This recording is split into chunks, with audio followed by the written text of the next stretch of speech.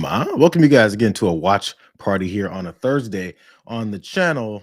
It's called the Watch List. Good to see you guys. Obviously it's good to see you guys after missing a day with you. But I think enough of you guys maybe saw the post. It's actually a good test for me to see how I can potentially communicate with folks, let you guys know what's been happening. Because sometimes things pop up. Hold on, let me pause myself over here. Sometimes things happen and I'm like, how am I going to get folks to know that I didn't get a chance to tell them the day before, or maybe I forgot to tell them, like I think I did on Labor Day, that I won't be around. But the evening kind of ate up my entire potential for sleeping, so I posted over here on the YouTube channel on the posts section. I'm not sure how many people see that. I gotta be honest, if it was me, I'm not sure if I would have seen it, but I did post yesterday I wasn't going to be able to be here. Had to get some extra sleep because I slept about an hour and a half to 2 hours the night before. Everything is fine though. I appreciate all you guys. I did see y'all's responses from those of you that did see the announcement for yesterday, but we're back. We're back though, you guys.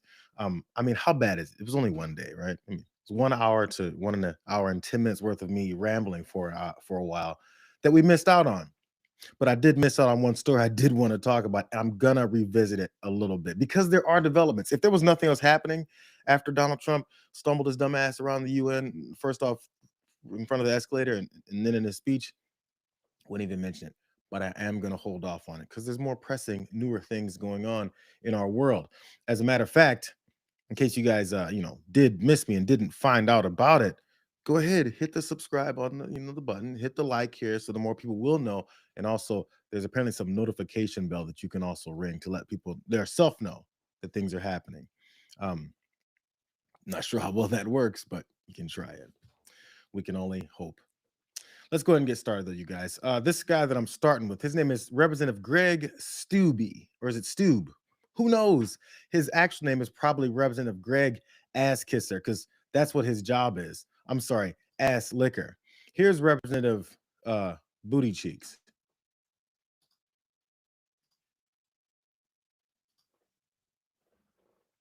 Can you tell us about this as a member of the weaponization of the federal government select subcommittee? Well, it's about time. Americans have waited for this for a long time. We saw the Russia collusion hoax, the complete compromise of the deep state. That was all under Comey's leadership. I believe because of all of those things that we now know, they use the intelligence apparatus of our federal government to perpetrate a fraud upon the American people, that the Trump campaign was colluding and conspiring with Russia. In my opinion, he should be charged with treason. But obviously the DOJ doesn't want to go that far. They found something that they can charge him with. He obviously lied to Congress because he knew either he's lying or McCabe is lying. And obviously they have evidence from either communications or something that it's a basis of this grand jury indictment. It is a long time coming where the American people want to see justice of all of the brokenness of our federal government over the last decade. So what can you tell us? Representative Stube wants treason charges to be filed against James Comey, but he has no real reason behind it because as you saw him try and explain himself, I guess they've got this and the third they've got that, and you can tell he's lying because I just said that he's lying. None of it really has any basis for actual fact or any evidence behind it, at least from Greg Stube's point of view. But what Greg Stube definitely knows is that there should be treason charges because somebody obviously was lying.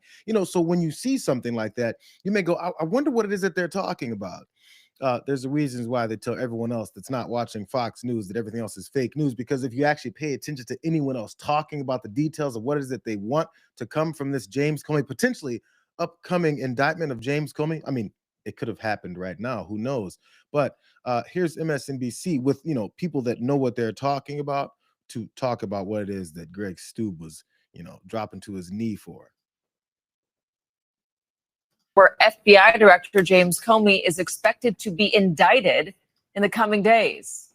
The full extent of the charges being prepared against Comey is unclear. They are arguing that there is evidence to suggest Comey lied to Congress in his testimony on the Hill in September of 2020. And for viewers out in the audience who may not be legally as nerdy as me and Ken, I'll just say that there's a statute of limitations to charge people with the crime of lying to Congress or perjury, and that's 5 years. The 5-year statute runs this month. It's also important to know, though, that the U.S. attorney, the Trump-appointed U.S. attorney in this office, Eric Siebert, was essentially forced out last week, in part because he was refusing to bring these cases. We're told that he was opposed to prosecuting both James and Comey on these grounds, and he's out now. And the new U.S. attorney is a former Donald Trump defense lawyer who's never prosecuted a case. So that's the state of affairs. What is her legal expertise or her legal arena? And she's a lawyer. She was a lawyer in the White House for a while. She represented Donald Trump in the Mar-a-Lago investigation. She's not a prosecutor. Lindsay Halligan is her name. Those are the litany of charges. That's the basis for what Greg Stoob says should be some treason charges, which, of course, the first woman there, Carol Leonnig, pointed out. These full extensions of the charges are unclear. How does he know that he should be charged with treason when when the people who are trying to indict him haven't even put together all their charges, haven't figured the whole thing out? All they know is that woman at the back end that they were talking about, who's been placed as a U.S. attorney there out in Virginia to replace the guy who said these charges suck and there's no way these things will stick. But she's been placed there because she has absolutely zero prosecution in any kind of background for prosecutorial charges. So that's perfect. That's the kind of experience that this administration looks for. They look for somebody who doesn't know anything, has never done anything, but the one thing they do know is that they're ready to follow Donald Trump's orders, kind of like how an authoritarian acts. But still, don't forget this one main thing. I think the deadline for them to file these types of charges is Tuesday, which also leads back to what we mentioned, I think, earlier in the week, or maybe it happened late last week, when Donald Trump posted that message to Pam Bondi saying, get this done as soon as possible, because their statute of limits on that 5-year window is closing quickly. It's about to close, so let's hurry up and get it done. Not because it has any basis for any kind of legal authority or any kind of legal basis. The real reality is we might run out of time for me to go ahead and get my revenge. I almost dropped the ball on that as I was destroying this country. They continue to have more to say about the details behind this. This is where you figure out the reality versus the propaganda.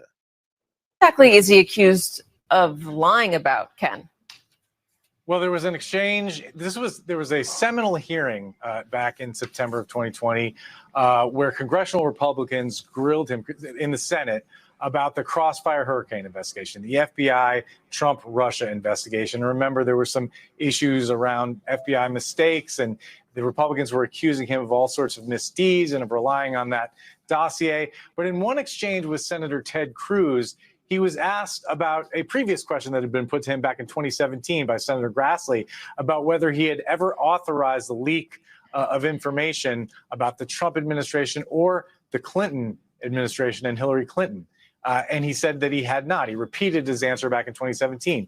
The Republicans were suggesting at the time, and we believe at least one theory of this is now, that was a lie. Of course, Comey insists it wasn't a lie, that Comey in fact had authorized somehow a leak of information. And what Ted Cruz cited during the hearing was a leak by then Deputy FBI Director Andrew McCabe to the Wall Street Journal about an FBI investigation into the Clinton Foundation. Now, what's important to know about that is there was a whole Inspector General report about Andrew McCabe's behavior and his leaks, and he was criticized in that report. But that report found that he was authorized on his own as a deputy director to talk to the media, and that he did so without explicit authorization from Comey. So on its face, that doesn't seem to support the idea that Comey lied.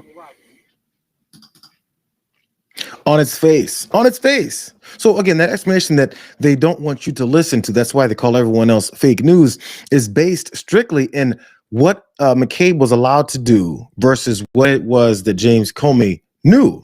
And so their whole basis for this entire potential indictment is to say that that James Comey lied, which again, Stoob at the top said, it's obvious it's supposed to be treason. Is he not listening? Because again, based off the Inspector General's report from this entire thing, they said McCabe had the authority to talk to the media. That actually kills everything that they're talking about. These are such simplified, ridiculous cases. And the thing is it's been long enough now that many people probably don't even remember what it is that went down, how it went down. But what they do know is that Donald Trump has not effing stopped talking about it. He keeps talking about Russia, Russia, Russia. You notice every time I feel like I say this probably half the time that I hear him talk and say Russia 3 times. Every time he brings it up, the whole point is to flip the reality on its head.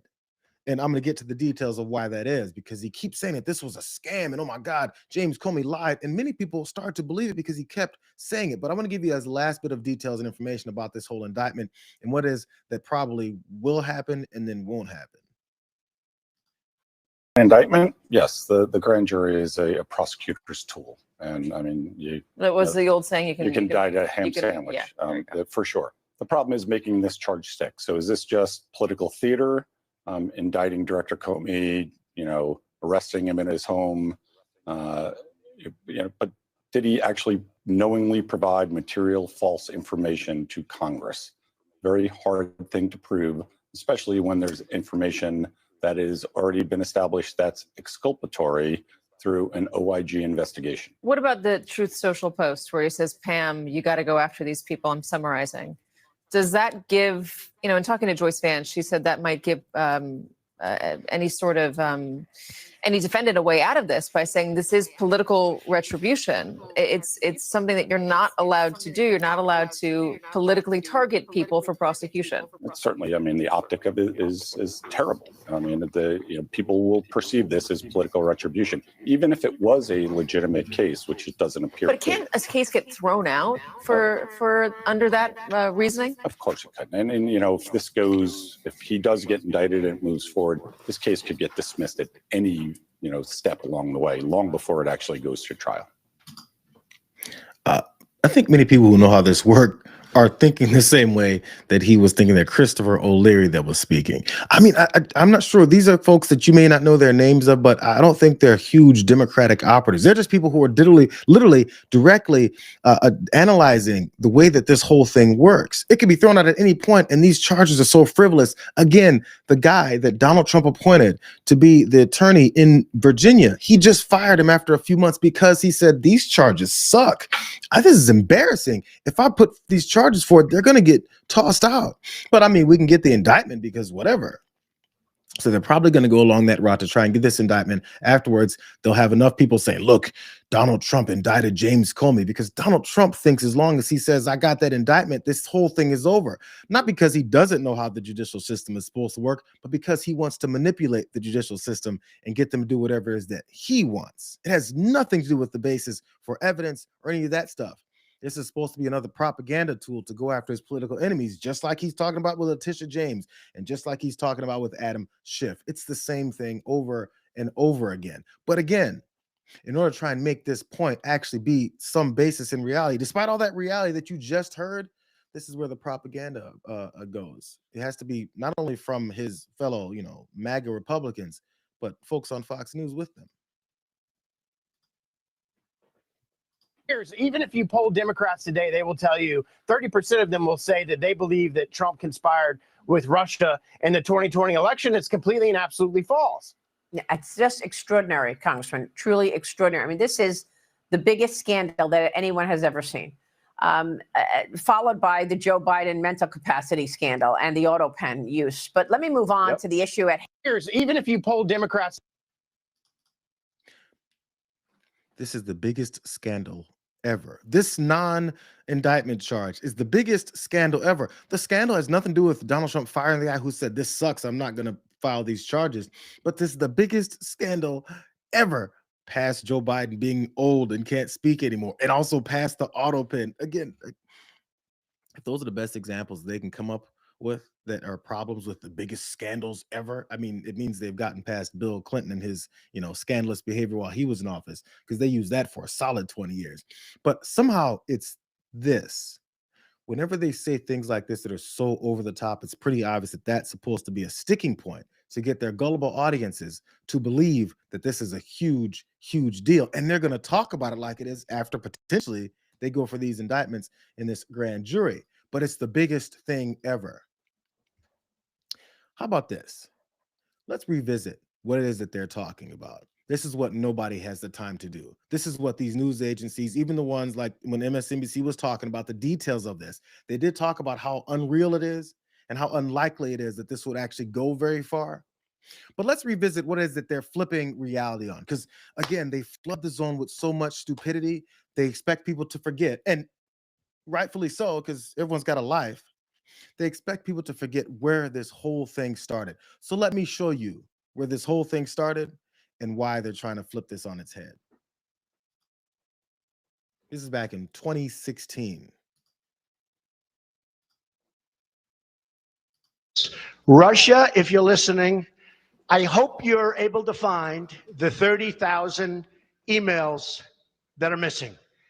I think you will probably be rewarded mightily by our press. Let's see if that happens. That'll be next. Yes. Do you guys remember that? July 27th of 2016. Donald Trump is running for president against Hillary Clinton. He asked Russia, that was played so many times at the time.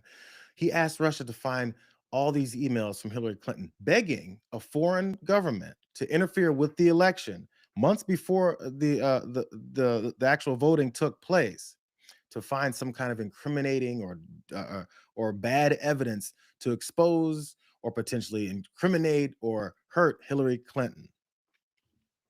When that happened, people were up in arms. They said, what the hell? This is crazy. You know, that's illegal to ask for foreign help, especially when it comes to looking for just random evidence that you can try and pull out of Vladimir Putin's ass to then go after your political enemy, right? Isn't that crazy? So, of course, you know, once he realized that, oh man, I can't be a dictator just yet, he tried to act like it was all a joke. Isn't that a similar excuse that they always like to give? Here's what he said afterwards, later, a couple years later. If you tell a joke, if you're sarcastic, if you're having fun with the audience, if you're in live television with millions of people and 25,000 people in an arena, and if you say something like, Russia, please, if you can, get us Hillary Clinton's emails.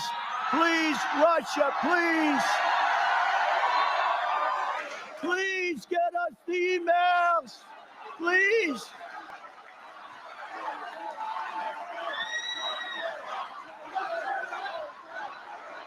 So everybody's having a good time. I'm laughing. We're all having fun. And then that fake CNN and others say, he asked Russia to go get the emails. Horrible.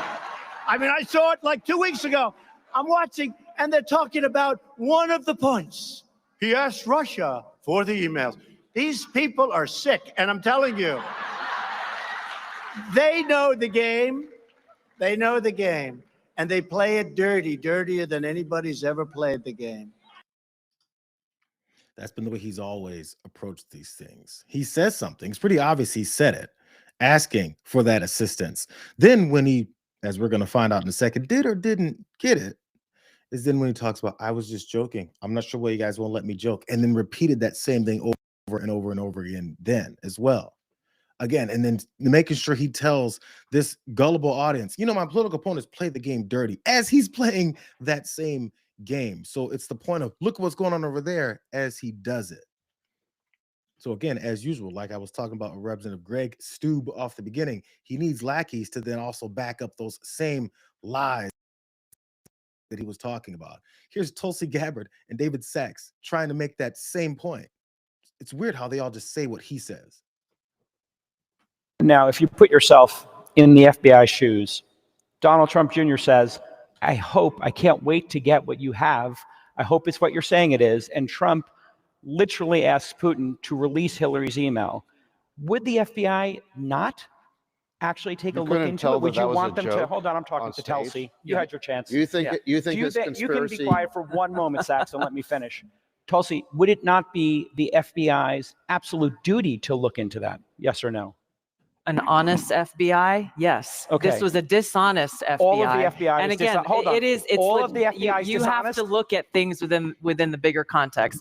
Anyone who watches Donald Trump, he makes jokes every single day. Should the FBI look into serious issues? Yeah, of course they should. But again, we're dealing with an FBI that has been proven time and time again during that period of time to break the law.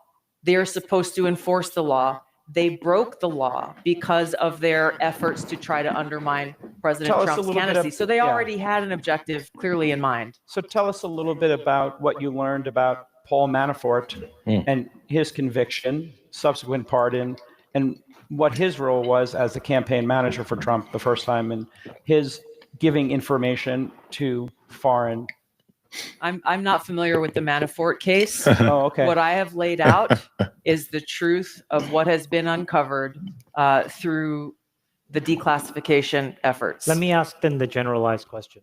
The question is about President Can I Trump, just quickly clean up and the this, question is about the intelligence that Trump community's role. asked the Russians to do something.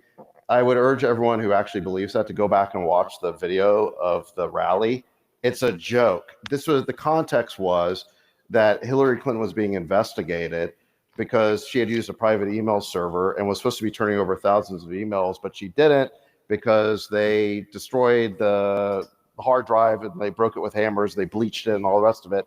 And he made a joke about, if the Russians are listening, I hope you can find the emails. Yeah, I just And think everybody laughed, and you have to be, I don't know, kind of dumb or super partisan or hate Donald Trump to think that him telling a joke on stage was the basis for a grand conspiracy with Russia.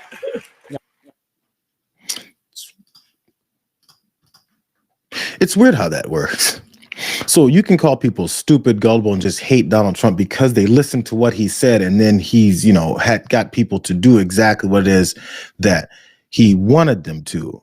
So they both lost that debate. Tulsi Gabbard and that guy David Sachs. Jason Calacanis was the one who was telling them, I'm seeing evidence in front of me, so you guys gonna have to stop lying about this. Once they're cornered, it turns into, well, he was just joking. Let me show you the results of those jokes. More things that they want you to forget. This is from a few years ago. Over the past 2+ years, we've learned, this is from a CNN article, we've learned there were multiple serious efforts by Trump's inner circle to seek political help from the Kremlin or Russian affiliates during the election. Wow.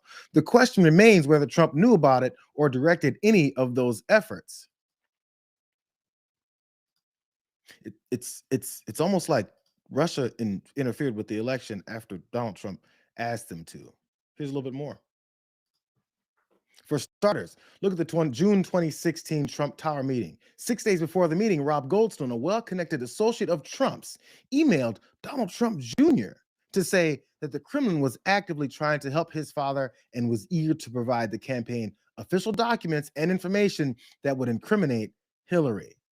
Trump Jr.'s now infamous response was, "If that's what you say, I love it," especially later in the summer. He quickly set up that meeting and then looped in his brother-in-law, Jared Kushner, and Trump campaign chairman, Paul Manafort, the guy who went to jail. They all insist nothing came from that rendezvous. So they had a meeting where Donald Trump Jr. said, "I can't wait for the information that you've compiled," after my father said to compile some information. "I can't wait to get my hands on it." But, we all met together and then we talked about all these things that you caught us talking about, but nothing came of it. Here's the last of this.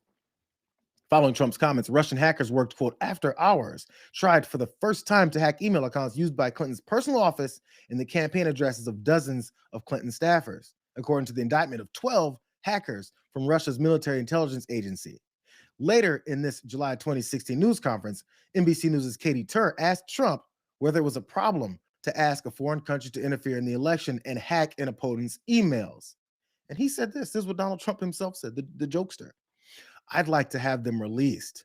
No, it gives me no pause. If Russia or China or any other country has those emails, to be honest with you, I'd love to see them." David Sachs, was he still joking then when he said, "I'd love to see those emails from Russia or China," those foreign governments and agencies that had people working after hours to hack email accounts from your political opponent during a presidential election in the United States of America? Was he joking then too? Because again, they keep thinking no one's going to remember all the shit that they kept saying. So bringing it all the way back to today, they're looking to indict James Comer because he was a part of that investigation that found all this stuff about this collusion between Donald Trump and his associates in Russia as far as trying to find some dirt on his political opponent.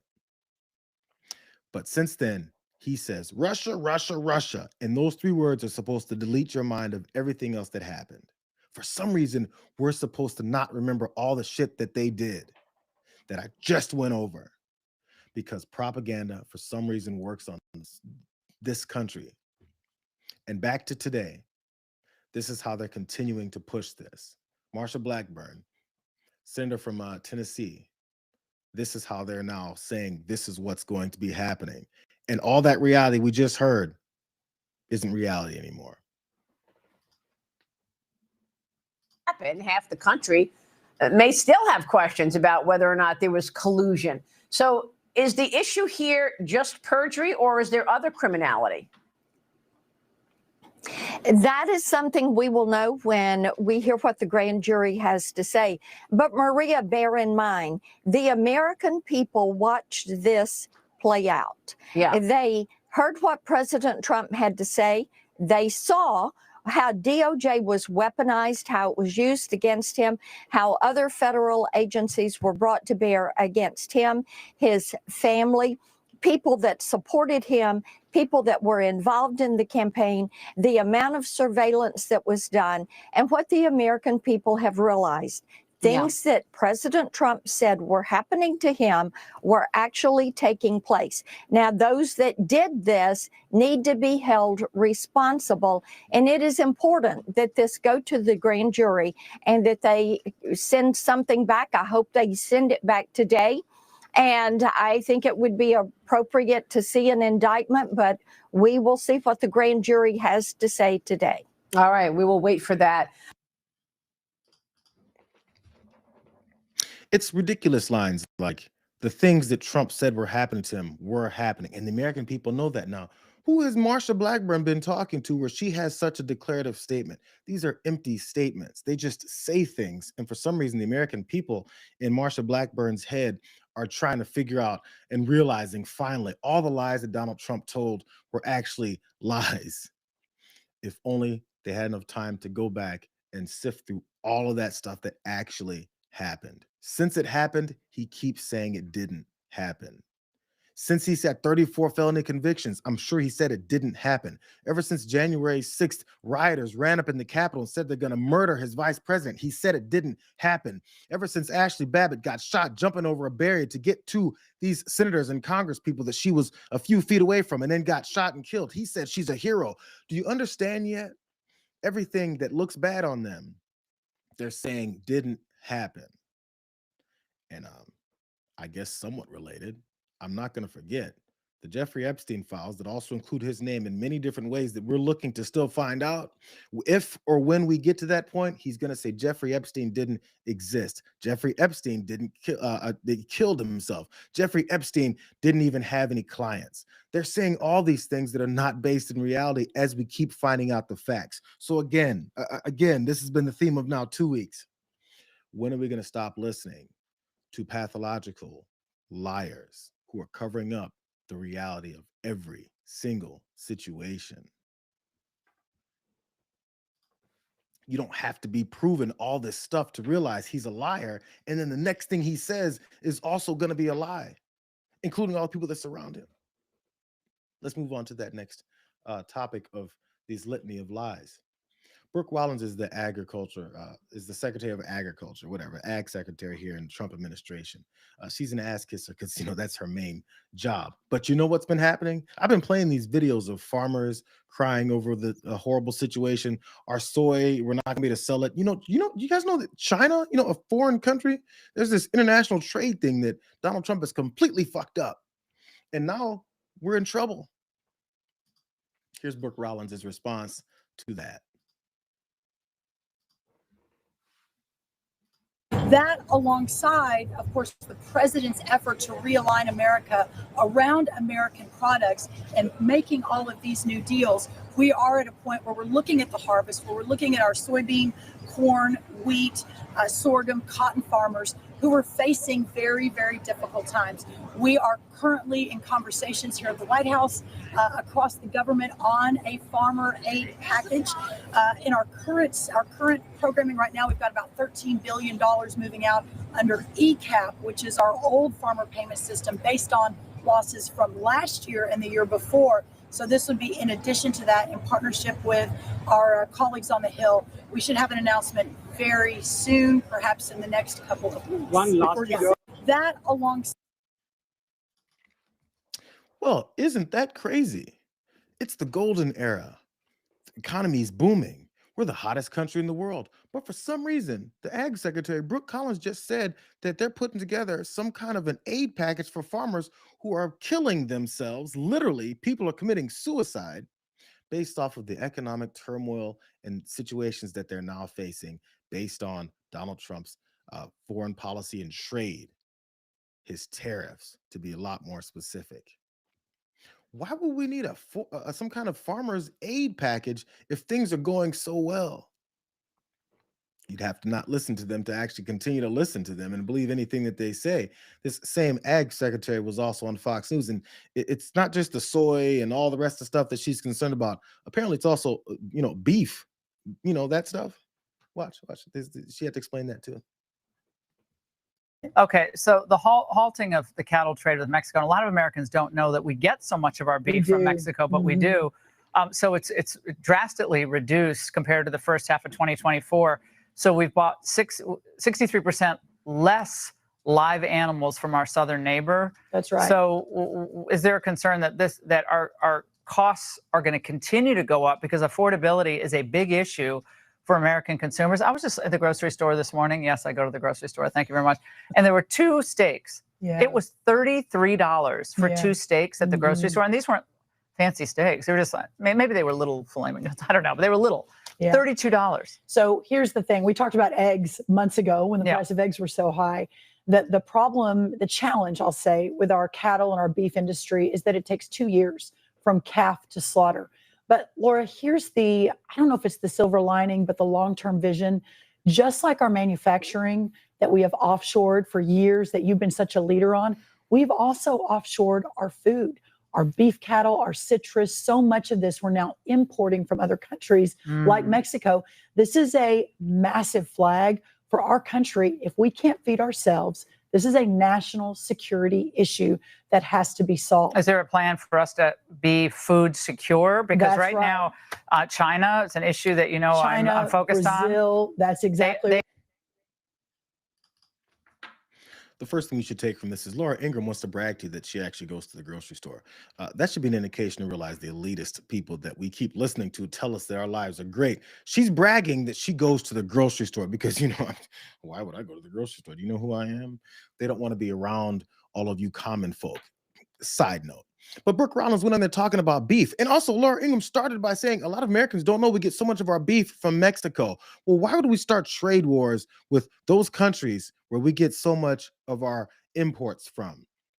And not just because of beef, but because we have manufacturing parts and things that come in that help us then manufacture and create the things that we then export. It's such a simple thing. It's not like I'm some kind of economist and know all this stuff so much. But since he's screwed things up so badly, it's become a lot more stark and clear the things that he's done and how badly he's done them. So Brooke Rollins is then again talking about how we have to shore up our own agriculture and start growing our own beef for ourselves. A lot of Americans don't know that we have this whole thing where we, speak to other countries. That is until Donald Trump came along. Let me tell you who Brooke Rollins is. Just a quick side note. This woman who says they're putting together this aid package for farmers because we're in the golden age for some reason. This is who she really is. This is her job. To represent the farmers, the ranchers, the agriculture industry at this moment in time, which I do believe we're in a revolution. 1776 was the first one. 1863 or so with Abraham Lincoln was the second. This is the third with Donald Trump leading the way. And we are saving America. That's Brooke Rollins' job, to kiss Donald Trump's ass.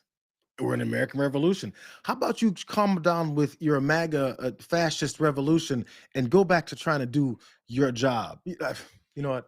I've got more because she had to answer questions about tariffs. This is back when he was implementing them and still saying he had all these deals going on. This was her really, really bad answer when he had that press conference in April talking about his tariff policy that, again, now is screwing over farmers. Example, President Trump laid out with a giant graphic of all the countries where tariffs were going to be, what he called reciprocal tariffs were going to be imposed. And you're imposing a 10% tariff on the herd in McDonald Islands. The herd in McDonald Islands have 0 human inhabitants. They have 0 exports. They have 0 imports. They do have a lot of penguins. Why are you putting import tariffs on islands that are entirely populated by penguins? Well, I mean, come on, Jake. Obviously, here's the bottom line. We live under a tariff regime from other countries. We have Not too long the McDonald seeded, Islands is not imposing. the idea that America goes first. I mean, come on. Whatever. Listen, the people that are leading this are serious, intentional, patriotic, the smartest people I've ever worked with. I did not come up with the formulas. I'm the ag secretary. I studied agriculture at Texas A&M. I was in a lot of conversations to make sure our farmers and our ranchers were part of that. The president recognized the importance of inputs. We got potash and fertilizer to make sure they could do their planting. But I have no doubt that I speak on behalf of President Trump when he would say he has the utmost confidence in the team and what they have built and what they have put together. And we are unleashing a new golden age, and we will see an economy that will benefit not just every corner of America, but our farmers and our ranchers and the people that have been left behind for far too long by both Republicans and Democrats. So you. Isn't that weird? That was like in April or May that that Rollins then said that everything is going to be great, a new golden age. But now, just now, we need some help to these farmers that are, struggling. What happened between that golden age that she predicted and, the disaster that we're now looking at instead? Who knows? Who cares? We just lied every aspect of this whole rollout. And every time someone calls us out on it, we lie some more. Here's Kevin Hassett. He's talking about how he still doesn't give a damn about those tariffs. I want to remind you guys, this started on April 2nd. That's when then Brooke Rollins was then talking about everything is going to be great before everything wasn't. And then now still when everything isn't, Kevin Hassett's still saying like the same thing. Therein lies the question in terms of whether or not that growth leads to ultimately companies passing on price increases. I mean, we haven't seen the inflation because we're looking at these numbers and they're low. But do you think at some point something's got to give, that companies will stop eating the tariffs and, in fact, start passing it on to consumers? The way I think about it, I don't worry about that at all. And the way I think about it is last time we had inflation below 2 and really high growth because there was a supply side boom from all of the Trump policies. And so if you have a supply side boom, then you can have growth without runaway inflation. The way to think about it is suppose that productivity all of a sudden miraculously was 20% higher. Then that would mean the same amount of inputs are producing 20% more stuff. If there's all that extra stuff, then the price of the stuff has to go down. And so that's what it means. What we mean is when we say that if you have a supply side boom, that it could be growth without inflation. And that's what our expectation is. We think we're going to do it again. Look, I've got to tell you, I just cannot believe that it took President Trump coming into office for a second time to get people moving their supply chains to America. I mean, he really? Maria Bartiromo said she can't believe that it took Donald Trump coming in for a second term to get people to move their supply sides and have all this international business coming in. Watch. Many companies have moved 100% of their manufacturing to the United States since President Trump took office. Well, the answer, pretty clear. 0. And we've looked at big companies and mid-sized companies and still came up with that same answer. 0. But Maria Bartiromo can't believe it took until Donald Trump's second term to come in and bring all this business to the United States, except for the number of that 0. Stop listening to liars, because their job is to lie. And then when you listen to them and allow them to continue lying to you, especially when it comes to things like this economy, you get screwed for it. That's why Kevin Hassett says, I don't care. Why would I care about prices going up on people? I work for Donald Trump. We're just, this cabal of a bunch of elite assholes who's destroying things and taking all of your money. Why would I care about that? You're here to help me lie so that people won't know what we're doing. He's not one of those people. He's Trump's new Fed governor. He's on this board. His name is Stephen Mirin. Ready for more of these lies? And do you think that we will see a 3% growth number this year? I don't think for this year that's quite likely because of the weakness in the first half of the year. As I said before, I'm optimistic for the second half of the year, and I think we've got a decent shot of a number like that for the second half of the year. And then going into next year, we may get numbers that are in that neighborhood as well. But for 2025, it's not likely to happen because of the weakness in the first half of the year. Yeah, and do you think that we will? I'm going to compile these facts. Brooke Rollins says that they're putting together some kind of packages to help these farmers that they're screwing over. This guy on the Fed board that also still works for the Trump administration, he also said that the year is screwed. It's going to take us until next year. But somehow we're in a golden age. Somehow the farmers are doing better than ever. Somehow prices are going down. Somehow all these things that they've been lying about are true, but then also, things are great. I don't know how both things can be true at the same time, but this guy's going to tell you that you have to wait till next year. There's reasons why he tells you have to wait till next year, because who he works for is the guy who's also telling you got to wait until next year. But I mean, there's still a golden age. All of these things are being built. Car companies are moving back. We lost 50%, 54% of we were the automobile capital of the world. And all of a sudden it got robbed by China, Japan, Germany, all these countries. Those companies, they're all coming back now to the United States. They're building car companies and factories all over. They're coming back from Mexico and Canada. We lost a lot to Mexico. We lost a lot to Canada. They're all coming back because of the tariffs. Without the tariffs, a different story, but they're coming back because of the tariffs. And you're going to see that kick in probably in a year or so. Mm-hmm. So, but we're doing well anyway. Look. He literally did the same thing in 35, 40 seconds. Everything is wonderful. We're still doing great, he said at the back end, but at the same time, they're going to kick in a year or so. We've got 6 months. We've got beginning of next year. We got end of this year, and now it's a year or so. What is or so? Is that the rest of your term? Is that 2 more years? Is that 3 years? Is that forever? Who knows? A year or so, because he's an economic genius and he knows what he's talking about.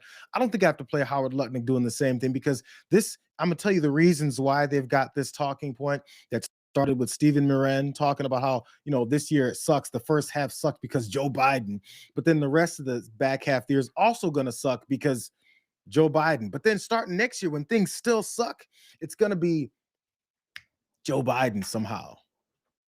Let me tell you why they've got their everything all coordinated. By the way, again, Stephen Moran is on this reserve board, Federal Reserve of Governors, right? Let me show you this huge conflict of interest that's going on here. Wait for this to come up for you. Okay, Moran's comments here that we were talking about how he wants to have these lower Fed rates, even lower than what is it they put them at. They underscore the different perspective that he brings to the Fed's deliberations over interest rate policy. His appointment, here's the best part, has been controversial because he's kept his position as the head of the White House's Council of Economic Advisors while also taking unpaid leave there, which is raising concerns about the Fed's traditional independence from day-to-day politics. This guy is on this board of governors that he wants to fire Lisa Cook from, the woman that's supposed to be there for the next, I believe, 10 years or so. And he wants to continue putting on these type of guys who lie and carry all of his water for the disaster that he's putting on the economy while working in the White House at the same time. This article pointed out that the last time there was somebody that's also working on this board of governors and then also working in the White House was this is the first time it's happened since the 1930s. Can we remember what happened in the 1930s? Do we remember what happened to the economy in the 1930s? I don't know, just maybe a small history lesson on that. But I'm going to go back to Kevin Hassett. There's going to be this upcoming debate on shutting down the government or not. And who to blame? It happens every time the government has the opportunity to shut down. Some party that's in power versus the one that's not. Somebody gets upset, and then all the blame goes around and around. But I want you guys to remember the energy that's going on with this economy. It sucks and it's great at the same time, but in reality, it sucks. And this is Kevin Hassett's answer. Who else to then blame? Notice the blame keeps shifting. It's having a clear continuing resolution has been something that's happened 13 times in a row with bipartisan support, and they're willing to shut the government down. I think because first, they're worried about their left, but second, we have so much positive momentum in the economy right now that they think that they got to change the game because they're losing so bad. Yeah, I want to ask you about.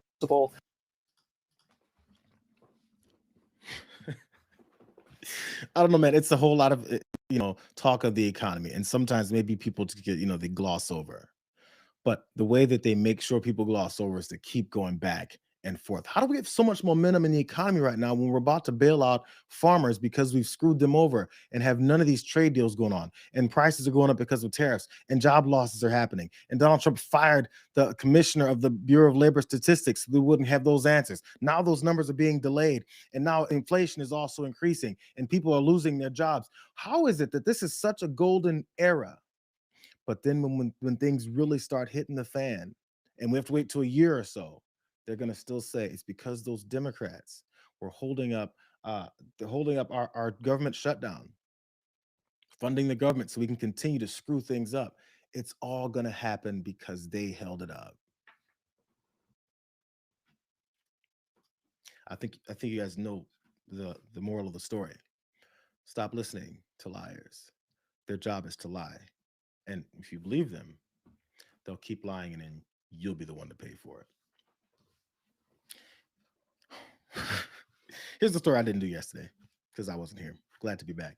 So I apologize if you guys already had your full thoughts on this, maybe spoke and saw other shows talking about it to a degree, but there's a little bit of a new wrinkle, a little bit of a development. But it was from a couple days ago when Donald Trump visited the UN to speak, and he wasn't very happy for multiple reasons. The main reason should have been because, he has to speak and embarrass us like this. But again, state TV was all over it.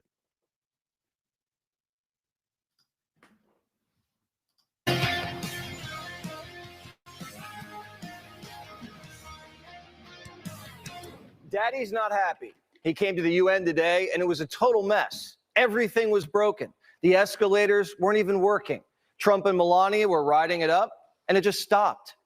The First Lady lost her balance a bit, but steadied herself, thankfully, and then marched to the top. She could have been hurt, and the president looked over at the press and knew something was up. At first, we thought the escalator just malfunctioned, but then so did the teleprompter. I don't mind. As we go through this UN thing, I'm sure many of you guys heard about it, all the grievances that happened. This is the next step of this normalization of this grievance regime, this fascist regime that's in the White House right now. They want to make sure that every turn you take, every time you look up, every time you see something embarrassing happening with this president, even when it comes out of his own dumb face, that it's someone else's fault and that they are the victims. Never forget that. These liars are always the victims. And it starts with Jesse Waters talking about how his daddy is Trump. But then in order to really drive the point home, they have to get vicious. They have to get over the top. It's cartoonish, but at the same time, the fact that they've committed to it so much makes people begin to believe it, and only because they want to. He had Caroline Levitt on to push it even more. Caroline, it does appear to be sabotage with the escalator and the teleprompter. What is the White House going to do about that? Well, Jesse, that's definitely what it appears to be to me. And that's why I put out a statement earlier. There was some concerning reporting over the weekend from the London Times, as you pointed out, that UN globalist staffers were basically plotting to set up the president of the United States. And first it was the escalator, then it was the teleprompter, and then Katie Pavlich from Town Hall, who we offered a seat in the press pool to cover the president's historic speech today, noticed that the audio inside of the room was much lower and different for the president of the United States than the previous speaker. So when you put all of this together, it doesn't look like a coincidence to me. And I know that we have people, including the United States Secret Service, who are looking into this to try to get to the bottom of it. And if we find that these were UN staffers who were purposefully trying to literally trip up the president and the first lady of the United States, well, there better be accountability for those people. will, and I will personally see to it, Jesse. Good. These UN globalist staffers are trying to trip up the president. Don't forget the theme. This is the normalization of this grievance campaign. That's all they want you to do. First off, be afraid of them, then feel sorry for them. They're never the aggressor, even though look at all this aggression that they've got going. They're coming for people. The Secret Service is now coming to get them. Now, there's the aggression. Here's a little bit more of that, the victimhood that's happening. This is the game that they're playing. Happened this week at the UN. I want to get your take on this because President Trump says the Secret Service is investigating what he is calling triple sabotage after his time at the United Nations on Tuesday. The president wants answers after the escalator stopped as soon as he and the First Lady stepped on it. Look how great Melania was. She is unfazed. She walks on it. It stops. She turns around to the president and she just leads the president up and walks. So she was unfazed by it. But this could have been a massive issue. And the president being frozen there in one place makes him vulnerable. Later the same morning, the teleprompter goes dark in the middle of his speeches. And then, in the middle of his address, rather. And then the president also said that the sound was off during his remarks and only the people with interpreters speaking into earpieces could actually hear his address. The UN reports that they ordered a thorough investigation and are, quote, ready to cooperate in full transparency with relevant U.S. authorities. Congressman, do you know if we're going to get answers on this? I surely hope so. And if the Secret Service has opened up an investigation and the UN's doing an investigation, obviously all of those things could not be a coincidence. And thankfully, she did great. I know. Who cares, right? And on the surface of this, yes, who cares? He had to stop on the escalator for a second. In fact, the people that maybe couldn't have heard him during his speech were probably better off. He didn't get to embarrass himself in their ears either. They're like, well, I didn't hear the stupid shit that he's saying. Maybe he said something smart this time. In fact, it probably was like a favor being done to him for no one to hear him speaking, if even that happened. But can we revisit one more time when Barack Obama was in office? Remember the teleprompter talk? Remember they kept saying teleprompters. What kind of president uses teleprompters? If he uses teleprompters, he must not be very bright. He can't think and say anything from his speeches. But this guy's been complaining about teleprompters since he was campaigning in 2016 about teleprompters. If this trash teleprompter keeps acting up, I'm going to fire everybody here. Now he's mad at the UN because his teleprompter broke. Because apparently he doesn't have the brain power to come up with his own speeches and say things off the top of his head that make any damn sense aside of all those lies that he tells on a regular basis. But let's let Greg Stoob finish because they go over the top with how bad everything was. Things like this would normally, like back in the day, if the escalator stops and the president is at the UN, people would laugh at him. A late night TV show would crack a couple jokes and no one would give a damn. But this administration's main purpose is to keep you distracted and thinking about how horrible it was that a fucking escalator stopped. While you're paying too much for all of your goods, while you're losing your job, while he's continuing to pursue more and more wars, while we're funding a genocide in Palestine, while all these things are happening, while he's covering up big investigations like the Epstein files, while all these things are happening, they want you to think about an escalator and how aggrieved he was. What else should Representative Greg Stoob be doing with his time besides saying things like this? Congressman, do you know if we're going to get answers on this?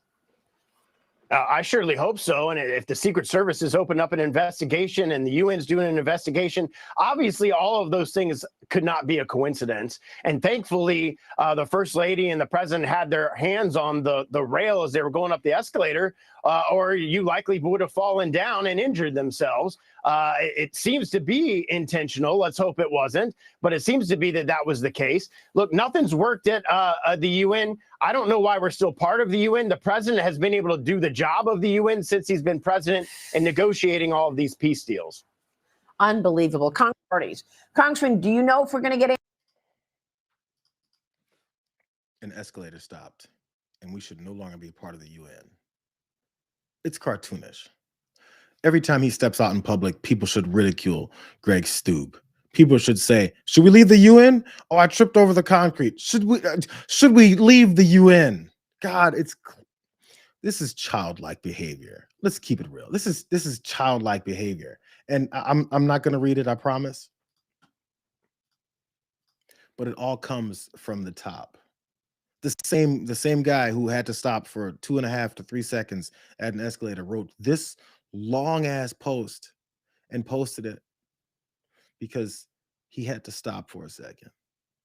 And then, of course, because of all of his sycophants who are afraid of his old decrepit ass, for some reason, then they have to follow along and do the same thing, because we're a country being run by cowardly people that have nothing to offer us, that want to keep you distracted while they rob you. It's a party full of criminals and corrupt individuals. It's what their job is now. And the people at Fox News who keep talking about all this stuff as if it's this important, it's their job to keep you distracted too. Because if they don't, they're fired, they're excommunicated from the church of Donald Trump, and then their meal ticket goes away. There's nothing left. So while we're talking about how things have gotten so charged in this country, I want to remind you, this is based off a teleprompter and an escalator. And Jesse Waters said this.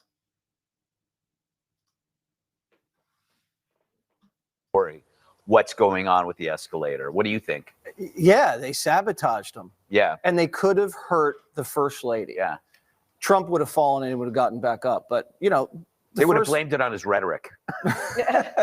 And then they sabotaged the teleprompter. Yeah. I mean, this is an insurrection. And what we need to do is either leave the UN or we need to bomb it. It is in New York, though, right? Yeah, there could be some fallout there. Yeah, yeah. All right. He's just joking. He's just joking. Kind of like how maybe Brian Kilmeade was joking when he said we should just kill all homeless folks. And then someone got to shooting up homeless encampments. It's just a joke until people die. It's just a joke from Jesse Waters. That is until someone says, yeah, maybe we should bomb it.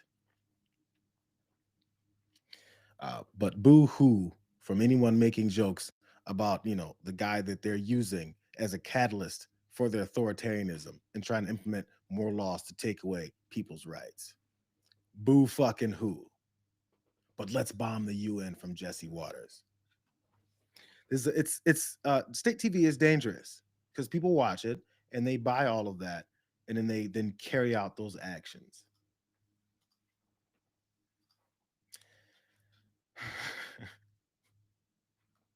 I don't think I need to go through all the speeches and stuff that he did say. I want to wrap up this whole stream in this hour by then just showing you the back end of this. And this actually stood out to me. I don't know why it did, but it stood out to me. Lindsey Graham, because, you know, his job is also to you know, back up Donald Trump at every turn.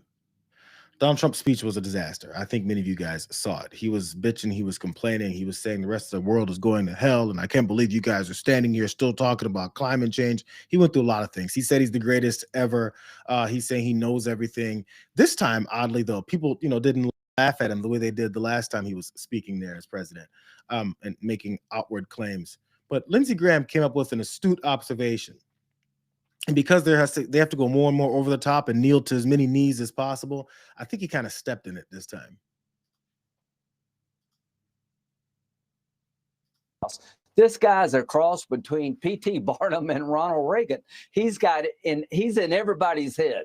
God bless you, President Trump, for standing up in the UN and telling the world the way it is. We don't have to live this way. We don't have to live with the Europe that's buying Russian oil at the time we're all trying to stop the war with Russia and Ukraine. So I hope he runs again. You know, this guy's. Donald Trump's a mix between P.T. Barnum and Ronald Reagan. P.T. Barnum was like the circus guy. This president's running a circus, a fascist circus. As a matter of fact, I want him to violate more of our Constitution and run for a third term. This guy's going to be 95 years old. So whatever. I really don't care about the talk about him running for a third term. He's not going to be able to do it. But he's P.T. Barnum. How can I come up with something better to say? What else can I come up with? Because apparently Trump's in everyone's head. There's a whole different problem with Trump being in Lindsey Graham's head all the time.